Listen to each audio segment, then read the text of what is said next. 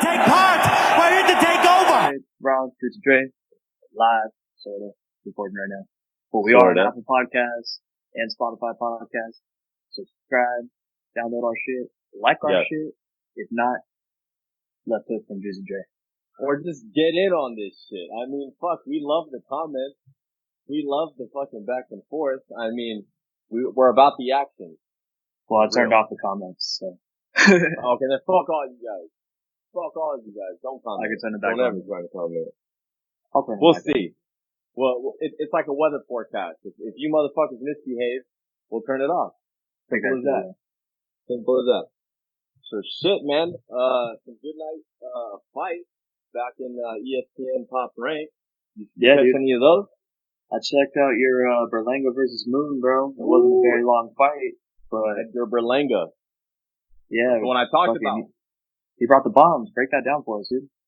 Oh man, listen. I talked about that fight, coming up since our last episode. I said, you know, a few things about this kid, but to the fight, he blitzed the man. He absolutely didn't even have to break him down. He was hurting the guy through his defense.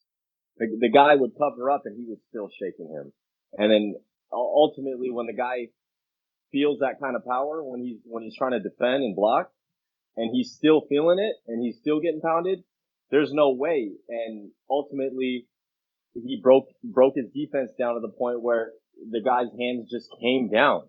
They started coming down without him realizing, and Edgar was picking his shots, but it took him nothing to do the job, man. Another first round knockout in 14 fucking fights, 14 straight first round knockouts in a row. That sums that fight up. That kid's got power. That was amazing.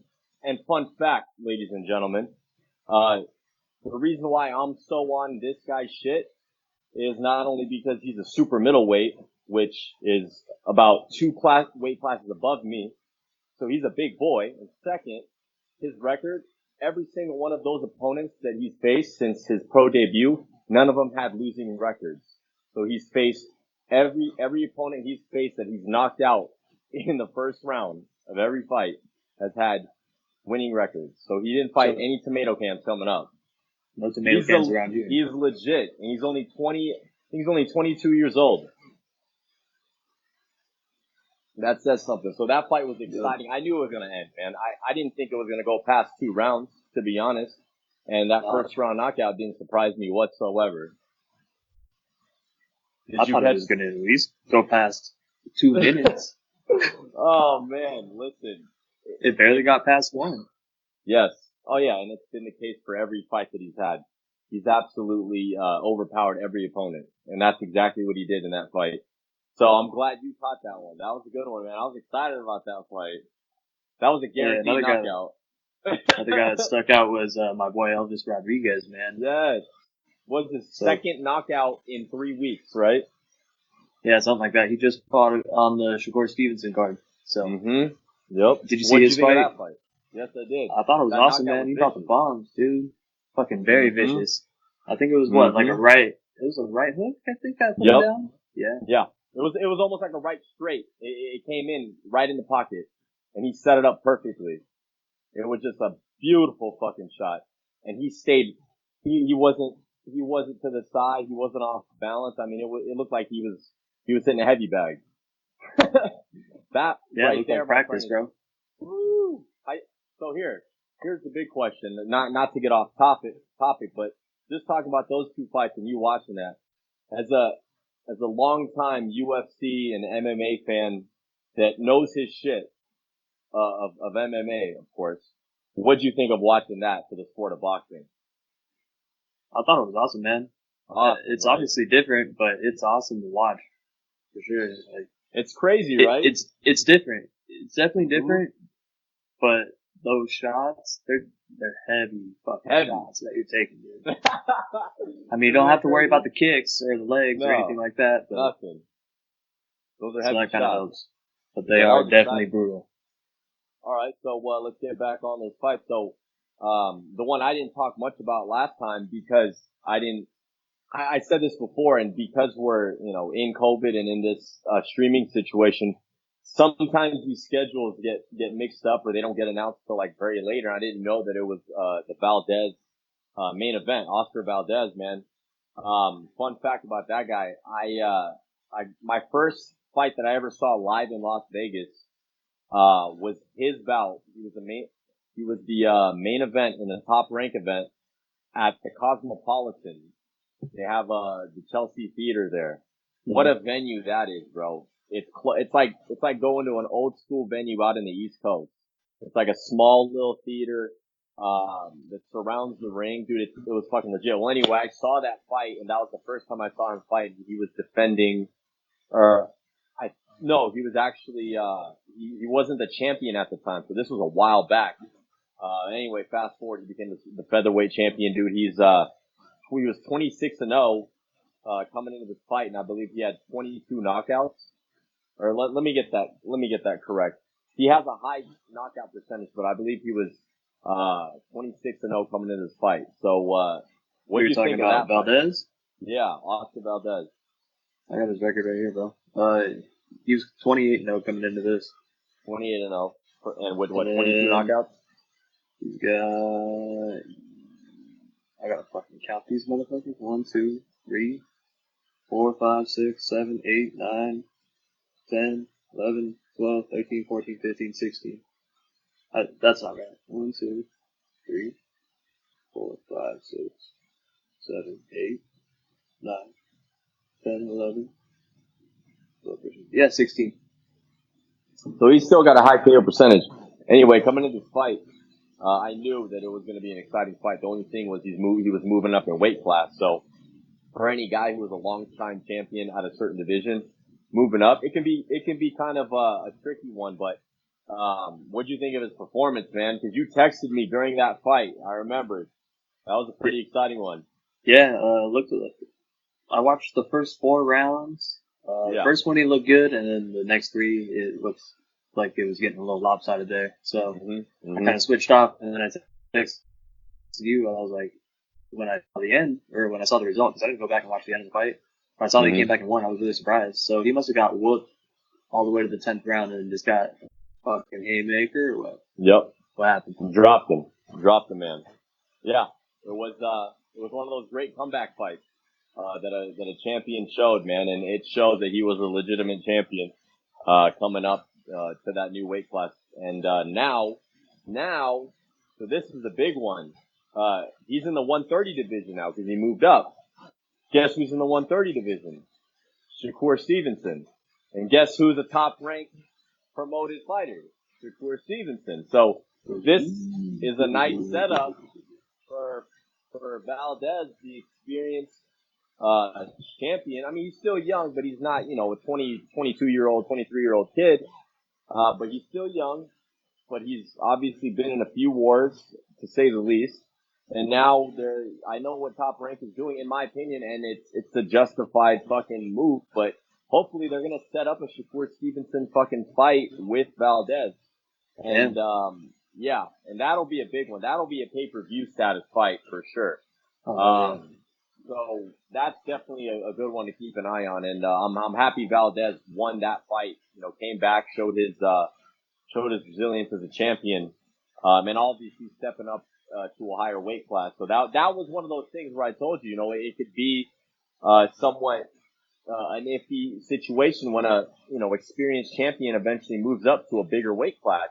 Sometimes it's meant to be, sometimes it's not, but a performance like that could definitely, still have some questions left in the brain. But at the end of the day, we got to see him face, at least one more 130 pounder. The talk is that, there's another fighter, by the name of Burchelt. Shakur Stevenson wants to face him, so he's kind of a wanted guy in that division, and supposedly Valdez is also trying to set up to face that guy.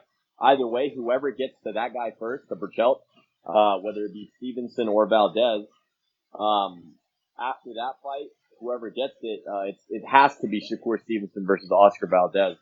That's going to be a big fight for Valdez to, maybe eventually retire in that weight class if he beats Shakur Stevenson. or it's a proving fight for Shakur Stevenson to prove that he's a true world-class world champion. So right now, Shakur's got the belt. You know what I mean? He's got the belt in that weight class at 130. Or no, it was 126. So I believe him moving up to 130 and Oscar moving up to 130 will be the perfect setup for that.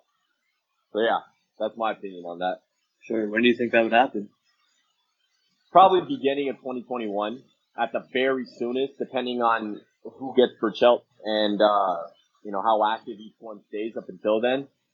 Realistically, if that was to be like a pay-per-view fight, and depending on how COVID is, and a lot of these big name fighters want those crowds because they obviously that's the way the promoters pay them that extra live gate chunk of things.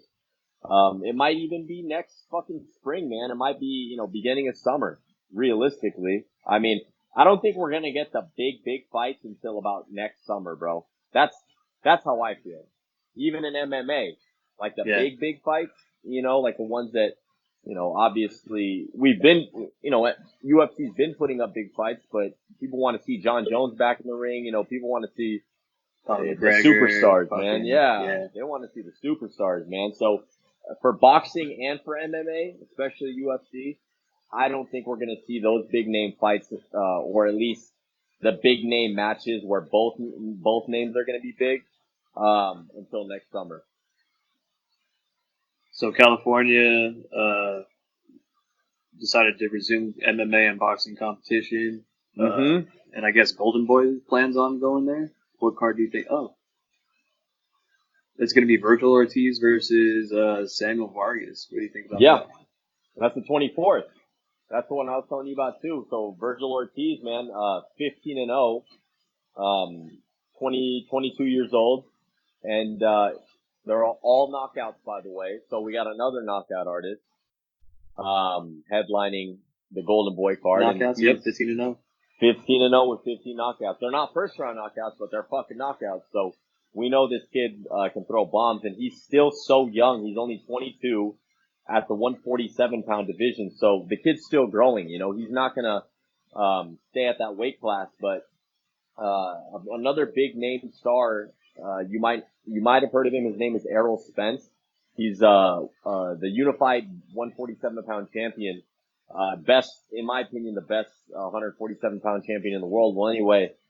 He gave Virgil Ortiz a shout out, I believe it was yesterday, saying that, he's amazed at how, he's crushing these guys, running through these guys in his division, and, that they have history going way back to the amateur days, and it's all love from Errol Spence. So for Virgil Ortiz to be getting praise like that from the champion, the unified champion of his weight class, definitely shows that Virgil, is the real deal, man. So, Oscar De La Hoya is really promoting him big time, as his superstar. He's putting him ahead of Ryan Garcia. I was going to ask you about that. Yeah. We can talk about that later. Yeah. So definitely a good topic. So yeah, anyway, he's putting him ahead of Ryan Garcia. And, you know what? Now that he's gotten him headlining the first card out, you said it was California, right? Yeah. I don't know where exactly though. Yeah. So they're in California, but, dude, it's only right that Golden Boy gets California's, first location. I mean, Golden Boy is Southern California, man. Their whole stable, majority of their stable is from California. So, it's Golden Boy territory. And you know what? Because of Golden Boy opening up the gates and getting the commission to do that, is a huge step not only in letting other promotions get to California, even the UFC, but it's a huge step for other states because we talked about this. Oregon, Nevada, Washington, they all follow suit. Right. So you got California saying, all right, let's kick this shit open. Let's get this popping, whatever it takes. We'll just put, rules. Yeah. It's huge. That's huge. And, all these people can hate on California all you want, man, but when California makes moves like something like that, it's always a positive sign for other states to follow suit. So, next up, obviously, will be Nevada to, get their fucking commissions going. You know what I mean? Like, whatever the fact of, businesses being closed down or anything like that, at the end of the day, entertainment, obviously sports entertainment, it's one of those things where you got to kind of put into perspective. It is essential. You know what I mean? Luckily, they were able to put on the cards in July over at MGM and at UFC over at Apex, so that was cool. I know. So it was a good sign, and it kind of took a bump on the road, but that was huge, man. I'm glad California's commission is doing that. So we'll see, man. There's still a bright future for a lot of these fighters waiting to get their turn, man. But like I said, it's realistically nothing is gonna get back to its normalcy, at least in the combat entertainment world, until next summer. But we're getting there. And Allegiant Stadium's done, bro. I think I sent you a picture. It looks fucking dope, doesn't it? What was that? Allegiant Stadium's done too, so they could start doing fights over there. Oh my goodness! Can you imagine the day when that day happens and they fill that whole arena? And I'll be there, bro. Oh, of course you have to, man. That's your city. You gotta be at the first fucking events out there, man. Come on. That would be epic, and they're gonna save those events when they put fights in there for the biggest main attractions, man. John Jones fighting there in the UFC. Adesanya. Yes, Adesanya, man. Oh, the biggest stars of Jones UFC. versus Adesanya, bro. See, now that's right there. Yep. Oh yeah. Are you there? Sorry, kind of cut off a little bit. Hey. Yeah, so you said Adesanya and Jones. And Jones, yeah. Yep. Oh yeah. That's the fight that we all want. Fuck yeah. Out at that stadium, dude. Oh my goodness. Can you imagine how crazy that city would be when you have a fight like that, especially after all this, after everything that's happened in Vegas with the whole industry, and then their first ever football stadium, they get to host a fight like that. Dude, it would be madness. It'd be bigger than any Floyd Mayweather fight, event, weekend, you name it. The whole thing that came with Floyd Mayweather's fights, that fight right there would definitely surpass it. Even the Pacquiao fight. He might have to come out of retirement again for that one. So I posted something on my Instagram. I don't know if you caught it. It was a winning boxing post. Yeah. But the reason why I posted it or reposted it was because he was supposedly claiming, and it said on the caption, that he was going to come back and fight some pro kickboxer in Japan for another fucking exhibition bout, something like that. And he was going to get paid about $9 to $10 million for a fight like that for an exhibition. Damn, it's fucking insane. $10 million for an exhibition? For an exhibition. That's fucking wild, dude. That's wild. He barely has to lift a finger for that. Oh man, isn't that nuts? That's insane. That's insane, right? Hey man, listen, when you got his name and you got good connections out there in Japan, dude, Japan is such a big fight nation, dude. They love combat sports, man. They love that shit out there. That's true. They do. They have ONE FC out there, right? Yep. Yeah, ONE FC's all over Asia, but I mean, that Asian fight fan crowd, dude, they love that shit, man. It's definitely growing too. That's why you're seeing a lot of stars come out of ONE FC, man. I don't know if they're streaming right now. I don't think they're fucking having any events going on whatsoever, because Bellator is just coming back. So, right. Speaking of that, I want to get into that too. Sergio Pettis, man. But yeah, I don't think Mighty Mouse is active at ONE FC, which sucks. I want to see him fight. Mighty Mouse. When did he go to that organization? They traded. Who did they trade? UFC traded him over there because they were going to get rid of the flyweight division. Oh, okay. And then they ended up keeping it. So they fucked him. Wow. I don't know who they traded him for. Let me look that up. I don't think they fucked him, dude. Now he's got freedom. Yeah. Oh, they traded him for Ben Askren. Ben fucking Askren. Oh my goodness. Oh, what a trade that was. That's right. Yeah, so Johnson wanted to go to ONE. Askren wanted a chance to prove he's the best in the UFC just to get knocked out by fucking Masvidal's knee. And now he retired. What a trade. Demetrius Johnson definitely got fucked over on that. Oh, listen, dude. Demetrius Johnson, he was so lucky. I mean, aside from the fact that he can't fight during a pandemic, so I guess that puts that into perspective, because UFC is the only active one aside from Bellator now. So yeah, I guess he kind of got fucked in that situation. But who knew a fucking pandemic was coming? Fuck. Right. Oh, man. Fuck Eddie. Hey, you brought up, Oscar De La Hoya and the Ryan, Garcia situation. Yep. So what'd you want to ask about that? Why is he bashing him like that, man? Why is he not trying to promote him, really? I think it's a respect thing, dude, and I think that he thinks Ryan, he can't control the kid the way he wants to. I think that's what Oscar's, whole MO is behind that beef that they've got going on. And I guess it's still continuing. They haven't, reconciled yet. I don't think they even, supposedly talked, on any good terms right now. So I think it's just Oscar wanting, someone to pump it around, man. So fucking, you know what I mean? Yeah.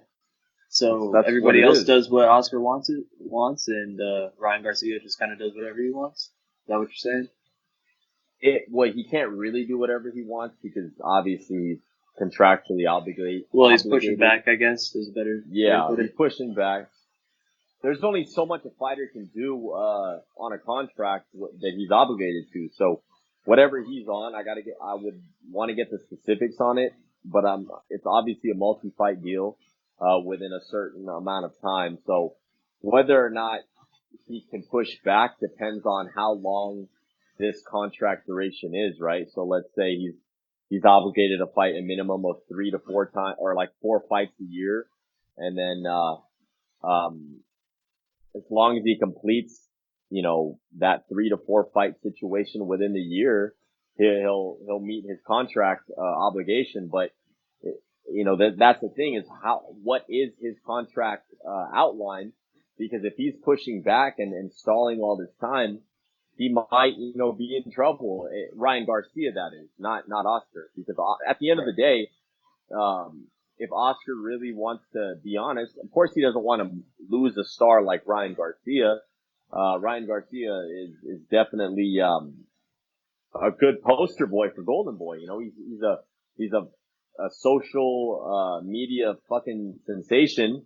He's got like millions and millions of followers. He brought a lot of those YouTube stars, into boxing, you know what I mean? Because he fucked with him, on a regular, he was homies with a bunch of them. So, he definitely did a lot for the sport in regards to putting more eyes on it. So I don't think Oscar wants to risk losing him through some kind of beef, but at the end of the day, he's a businessman, Oscar, that is, and he knows what this is doing. This is giving more, clout, more, fame to Ryan, and obviously more eyes on that whole Golden Boy scenario. So either way, Oscar's winning from this, and so was Ryan. Yeah, but at the end of the day too, at what cost? If Ryan stays inactive all this time, it might hurt his career. So that's where you gotta have the give and take. But in my opinion, Oscar De La Hoya knows what's going on, and he's using this to his advantage, because the next Ryan Garcia fight, Oscar De La Hoya is gonna make a nice fucking, a nice amount from that one, just from the attention. You know what I mean? Yeah, absolutely. Yeah, so. Do you think he'll go elsewhere, or do you think he'll stick with him? He'll stick with Oscar Ryan? De La Hoya. Yeah. That's the thing. I don't think Ryan can go anywhere. He's into a contract like that, and he's in a big money contract. So whatever he was guaranteed to get paid, if he cancels or backs out or breaches his contract by, let's say, leaving or signing or fighting for some other guy, dude, Oscar De La Hoya can turn around and sue him for the rest of the money that he was promised. You know what I mean? Yeah. So that Ryan Garcia, like I said, a lot of these guys, man, they're living off of their advances. So that Lamborghini, that Ferrari you see, Yeah, he got it. He bought it. He paid for it, but that was the money off of his fucking deal. He got that shit in advance. So if he breaches contract and he fucking bounces and tries to fight for another guy, Oscar would be like, oh, well, you didn't fucking, what's that called? You didn't fulfill your contract. So you owe me $7 million. So you got to pay me $7 million. And at the end of the day, what's Ryan going to pay him with? Because what is he going to give? He's got to give him back his Ferrari. He's got to give him back his Lambo. He's got to give him back that new house. Like, and then at the end of the day, that's the dumbest thing a fighter can do. And there's a lot of fighters that you've seen that go broke because of that, because that they were stupid. And I'm putting everyone on blast, in the fight game. I'm just getting into the fight game, and I already understand what contract legalities and negotiations are. And I'm not anywhere near what these guys are worth. But at the end of the day, I know what that comes with. And if they breach any contract and get into a beef like what's going on, they can lose everything. So I don't think Ryan's going to want to do that. I don't think he's going to want to leave that situation or make things complicated for him. I think the best thing for him to do right now is ride this kind of this wave from this beef, from this little drama that everyone's watching. Ride the wave, use it, and build it, because the next time you fight, you're going to be making twice as much as you originally was. So, but at the end of the day, you got to be disciplined. You got to train, and you got to actually realize, like, at the end of the day, I'm still going to fight for this man, aka Oscar De La Hoya. I'm still going to fight for Oscar De La Hoya. So, there's no way in hell I'm going to try and fucking do something stupid. You feel me? Yeah, I feel you. That's how it is, man. My bad to go on a tangent like that, but the people out there gotta know, you know what I mean? They gotta know what and I was asking anyways. Yeah, exactly. So, it's a lot of the young fighters coming up too. Be prepared when you start signing contracts, when you start signing with a manager, and then the next level is when you sign with a promoter, and then so on and so forth. So, always realize what you are. And at the end of the day, you're a fucking businessman. You're a commodity. You're like a racehorse, and you gotta fucking perform, and you gotta show up. That's all it takes. You know what I mean? Yeah. That's all it takes. Anyway. So I want to get into this dude Sergio Pettis, aka, well, not aka, but it's fucking Anthony Pettis' little brother. He fights for Bellator now. Yeah, you told me about that. Yeah, so he's facing, who the fuck is he supposed to fight? I don't know the dude he's fighting anyway, so I guess it doesn't really fucking matter. But I wanted to go through his record. He's kind of like, he would win one, lose one, win one, lose one, but he fought people like Henry Cejudo, Joseph Benavidez, Jussier Formiga, he lost to, but he beat Benavidez. Okay. He lost to Cejudo. Then he took another loss to Rob Font. I was talking about him. He's part of the New England cartel with that Calvin Kattar up in Boston. Mm-hmm. And then when he went to this, he just recently fought on the Vegas 1 card. Okay. He got a sick knockout, actually. Nice. Do you remember? I don't remember his knockout, but he got a sick ass knockout. Nice. Okay. And then, so that was the last fight on his UFC contract. So he went over to Bellator, and he got a guillotine choke first round submission. So he's doing good so far, and now he's fighting Ricky Dejas. Do you know who that is? I don't know who that is. No. He's 19-5. 19-5. Wow, that's a pretty solid MMA record. And he's fighting at what? 135 or 125? They're fighting at bantamweight. Bellator doesn't have a flyweight division. Okay, so they're fighting at 135. Nice. Yep. Nice. So, have you seen any of his fights? I saw Henry Cejudo. His dad beat him. He's sitting on the ground, wrestling him. Okay. Nice. So. And Pettis didn't really have an answer for that, so he went all 3 rounds on the ground. Oh, okay. So, I've never seen Sergio Pettis fight. Does he fight anything like his brothers? No, they have different styles, dude. So, I mean, he's not as aggressive. Anthony's more aggressive, and and Sergio kind of is more of the counter fighter. Oh, okay. Interesting. So what are you feeling about this fight? Do you want to make a prediction? What do you think of this whole, him headlining, I guess Bellator's first streaming card? What do you think of this? I don't know enough to make a prediction, but I think it's cool that he's able to get a main event. Hell yeah. Bellator. He's the first Pettis to get a Bellator main event, so good for him. That is good. The bell. Hold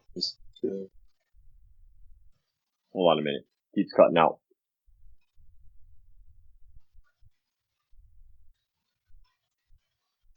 You there?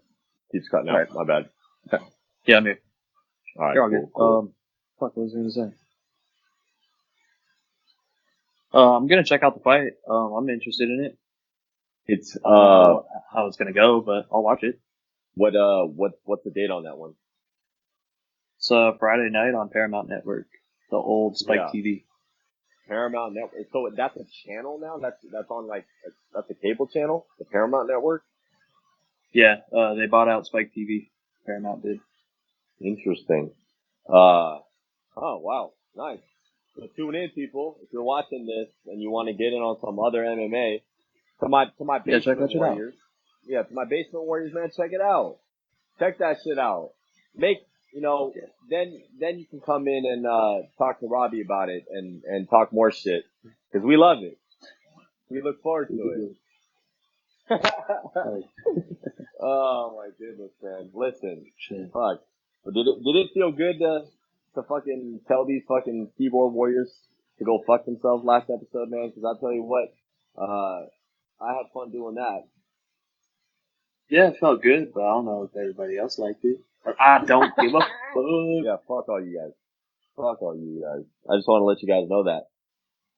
We like to fight, fans. But seriously, and fuck now, all y'all. Dan Hardy agrees with us.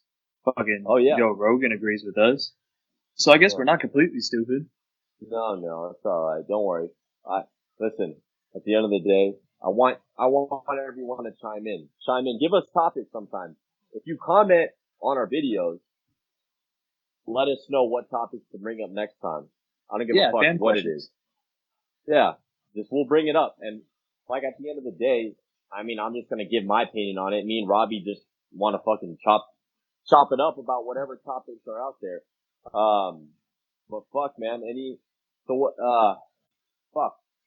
anything else coming up? New fights coming up for UFC? I know UFC's got some cards coming. Yeah, they have Till versus Whitaker on Saturday. We'll talk about that on Friday. Yeah. Holly Holm was supposed to be the main event on August 1st, but that fight got pulled, so now it's going to be Edmund Shabazian versus... Where'd it go? There we go. Edmund Shabazian versus Derek Brunson in the middleweight bout main event. Well, that's going to be the main event now. It's a middleweight bout. Nice. Let me see who else is on that card. We'll talk about it later, but we can at least run through who's going to be on. Yeah. That's totally fine. Alright. Oh, so they only announced those two fights. What the fuck? And then they just took one out. Holly Holm was supposed to face Irene Aldana. She's number 6 women's bantamweight. I don't know much about her. Let's find out. Let's see. Holly Holm getting back on the scene. Yeah, she's trying to get that belt back, baby. Yeah, I'm sure she is. She's been on quite a layoff and shit. Yeah, she fought in January against Raquel Pennington. I forgot about that. Oh, okay. She won by decision. That wasn't too long ago. Mm-hmm. That's good. Oh man. Shit. Anyways, man. Yes, you don't want to run through, bro. Paige Van Zandt. Yeah. She said she needed to hit rock bottom to figure out something, and she has 10 years of fighting experience, and she's gonna bounce back, and this, that, and the other, and yada yada yada. Mm-hmm. I just want her to shut up and fight. Oh man, Yeah. I kind of feel that she was kind of adding fuel to the fire of everyone like talking shit about her. I think her talking more and more, which like I know that she's trying to like, you know, show her resilience and shit, like by saying all those things, but I think at the end of the day, it's kind of hurting her situation. Like you said, just talking and all this yada yada yada that, it's just like shut up and fight. But at the end of the day, she needs recovery time. So whatever whatever amount of time it takes, not only for recovery time, but contract negotiations, let's say for Bellator, those take time. You know what I mean? So let's just hope that she kind of, you know, stays off the radar, and focuses on just getting back to her, best self, man, because for people like her that are not only fighters, but are in the limelight all the time, if they stay in there too long, man, that limelight can burn you. You feel me? As in, like, it can do you more harm than fucking good staying in the media and staying in the limelight all the time. You're not gonna help. No matter what she says, it's going to come out. So she better be careful who she's trashing. Yeah, exactly. But if she's only saying those rock bottom things, in my opinion, because obviously the whole Dana White, you know, saying those comments about her, she obviously took it personally. Oh, okay. Yeah, you know what I mean? I was looking at it differently. Okay, now I understand. Yeah, like she's kind of acting out because she feels some type of way, and of course she was emotional about shit. So, you know what I mean? Yeah. I guess how it is. It's the fight game, but unfortunately, like I said, it's going to take time for you. Right now, she's in recovery time and also contract negotiating time. That's always a stressful time for a fighter, man. Always. For sure. Shit. Fucking, I tell you what, man, fucking, the whole situation with, COVID and going back to a second fucking wave and all this shit. It is stressful for a lot of fighters out there right now because they really don't know what their future holds, with the amount of time. I mean, I know a lot of active fighters right now that are, you know, carrying undefeated records in boxing, obviously, carrying, you know, decent undefeated records, but, you know, they were small town hero kind of guys, you know, just fighting in their hometown type of shit. And, because they're fighting in their hometown and doing that kind of situation or more local events, I guess I should say, or smaller promotion events, they're not going to get, any chance right now because it's only, fights that are only happening right now in boxing and in MMA, but obviously boxing, I'm trying to, elaborate on that is the bigger promotions that have capital or have ways of putting up events, you know, whether it be right now or, you know, in the next, you know, coming months, you know, in the next 1, 2, 3, 4 months. A lot of these guys that they're carrying these undefeated records that are fighting for smaller promotions or small town events. When I say small town events, I'm not saying like they're at like little fucking like tiny towns out in a fucking, you know, tent, but they're fighting in like a city, you know, they're fighting in a normal major city, but it's mostly, promoted within that city and it's got fighters that they try to bring locally from that city to fight their star. So anyway, right, like tough guys and shit like that for people that are out here in Vegas. Yeah. Like, yeah. You know what I'm talking about. You know, I know what you're saying. Small town guys like that they build up. So a lot of these guys, they're not going to get the fucking light that they're going to, need at the end of that tunnel out of this fucking quarantine tunnel, as I call it. So, you know, a lot of these guys, they're taking, leaves of absences. You know, they don't know when their future is for certain. So, and that's bad for a fighter because when that happens, you're out of training mode. And when you're out of training mode, you're going to lose shape and you're going to lose mental shape. Like people don't understand when it comes to fighting, you can be at the highest level coming off of a world championship bout. And if you take a break, not a normal break, like you're still training here and there, but if you stop sparring and getting into that training camp mode for a month and try to get back to it, dude, it feels like it feels like you're starting over again from like an amateur. Like your first like week or two of sparring coming back would be terrible. So for any fighter to have this kind of stressful situation right now, is definitely not good. And that's why, back to the California thing, man, now that news happened, of the commission actually stepping forward and wanting to put these events out now, man, it's going to be good. Dude. It's going to be good, man. We're going to hopefully see more of these smaller promotions fight. And, fuck, man. I mean, only time will tell. But like I said, when I refer to like their future, they're thinking of like the next 6 to 12 months. You know what I mean? They some of these guys don't even think they're going to be fighting in the next year. It's crazy. That's true, yeah. Anything can happen, man. That sucks. Crazy, You don't know where you're getting your next paycheck from. No, definitely not. Definitely not. And, yeah.